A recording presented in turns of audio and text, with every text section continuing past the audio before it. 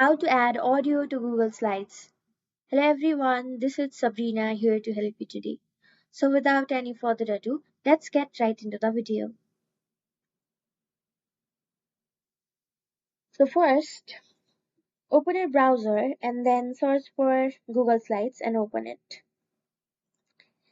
And in order to add audio here, go to Insert.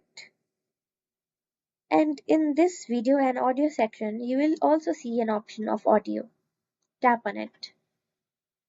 Next, you will be able to select audio from your drive. So make sure the audio that you want to insert is in your drive. Simply select the audio and then place it, and it will be over here wherever you want to put. All you have to do is go to settings, audio, select the audio and paste it. So that's it. Thank you for watching this video. Make sure to like, share and subscribe to our YouTube channel. If you got any questions, comment them down and I'll catch you in the next one.